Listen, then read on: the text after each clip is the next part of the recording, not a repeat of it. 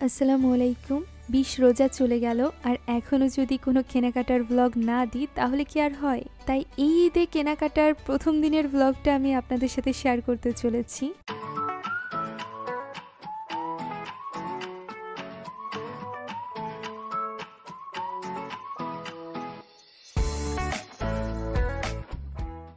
আজ সব কাজিনরা মিলে বেরিয়ে পড়েছিলাম একসাথে সব শোরুমগুলো ঘুরে কেনাকাটা করব এ কারণে।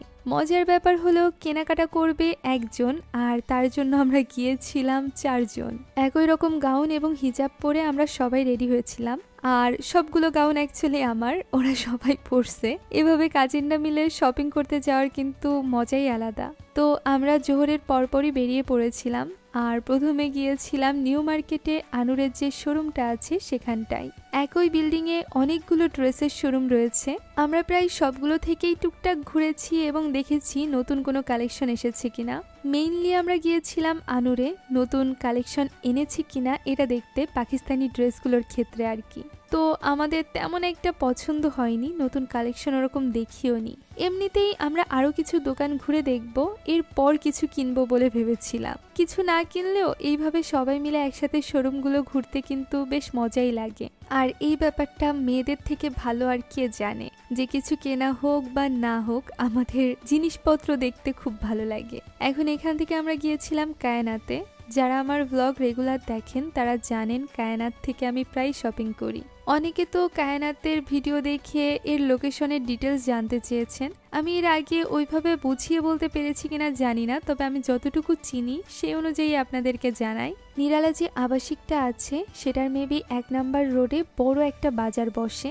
বাজারটা পার হয়ে একটুখানি ভেতরে ঢুকলেই দেখা যাবে হাতের ডান হাতে পুলিশ ফাঁড়ি। আর এই পুলিশ ফাঁড়ির অপোজিটে যে বিল্ডিংটা রয়েছে তার দোতলায় হচ্ছে কায়নাতের শোরুম। এটা ছাড়াও কায়নাতের আরেকটা আউটলেট আছে যশোরে, তবে আমি ওইটার লোকেশনের ব্যাপারে কিছুই জানি না। কায়নাতে দেখলাম এবার ঈদের অনেক কালেকশন এনেছে। আমরা ৪ জনই এগুলো ঘুরে ঘুরে দেখছিলাম। এখানে স্টিচ 3 পিসের যে কালেকশনগুলো আনা হয়েছে সেগুলো বেশ রিজনেবল প্রাইসে সেল দেওয়া হচ্ছে। এত কম প্রাইসে স্টিচ 3 পিস আমি অন্য কোনো শোরুমে দেখিনি। পাশাপাশি অনেক সুন্দর কিছু আনস্টিচ কালেকশনও আনা হয়েছে, যার মধ্য থেকে এই 3 পিসটা আমার খুব পছন্দ হয়েছিল। তবে ওই দিন যেহেতু আমি নিজের জন্য শপিং করতে যাইনি, তাই আমি ভেবেছিলাম যে এটা আমি পরদিন এসে নিব। কিন্তু দুঃখের বিষয় হলো পরদিন যখন এটা নেওয়ার জন্য আমি গিয়েছিলাম তখন এটা অলরেডি সোল্ড আউট।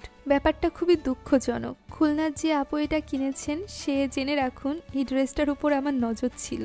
যাকগে, নিজের কষ্টের কথা বাদ দিই। এখানে ড্রেসের পাশাপাশি নতুন অনেক ব্যাগের কালেকশনও আনা হয়েছে। সবই ঘুরে ঘুরে দেখছিলাম। এরই মধ্যে দেখি এবার ঈদে বাচ্চাদের ড্রেসেরও কালেকশন আনা হয়েছে কায়নাতে।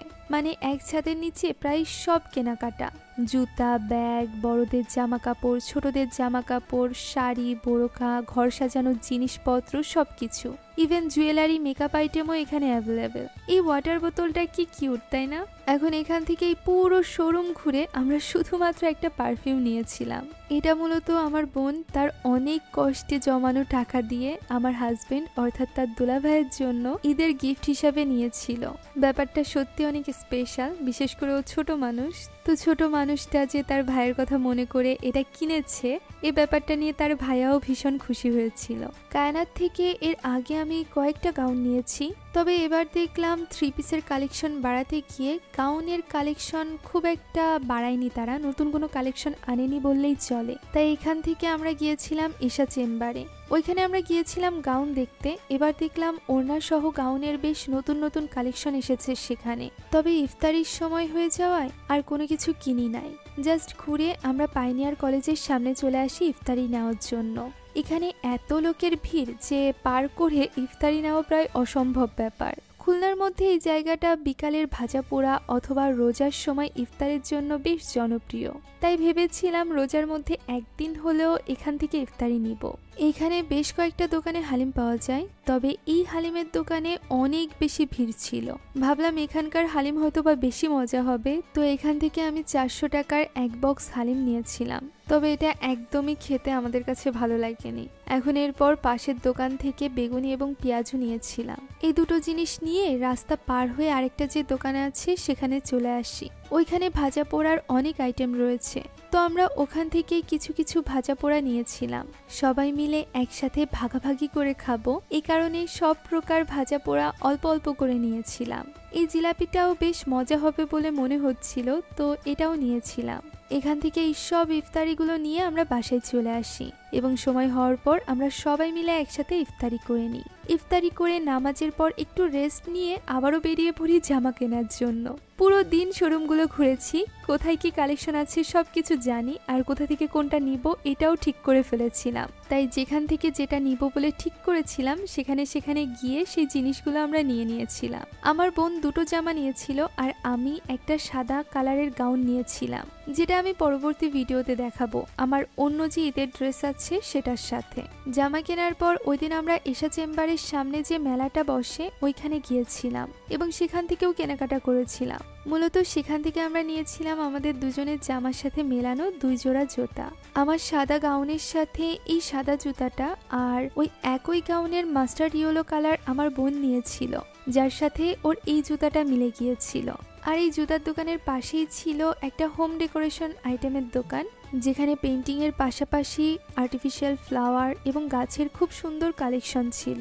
আমার এখান থেকে একটা গাছ খুব পছন্দ হয়েছিল, ভেবেছিলাম পরে এক সময় একটু টাইম নিয়ে সেখানে যাব এবং কয়েকটা জিনিস কিনবো।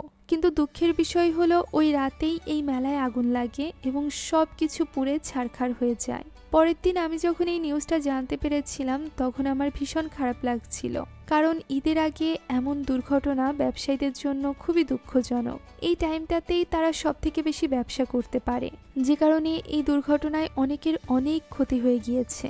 যাক, এখন এই মেলা থেকে কিছুটা দূর এগিয়ে গিয়ে বড় বাজারের কাছাকাছি যে জায়নামাজের দোকানগুলো আছে সেখানে আমরা গিয়েছিলাম।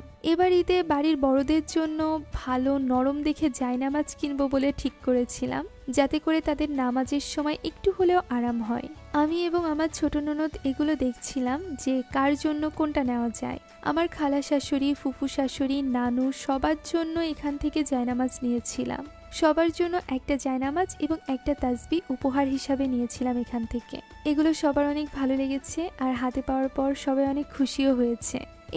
এই ছিল ঈদের প্রথম শপিং ব্লগ।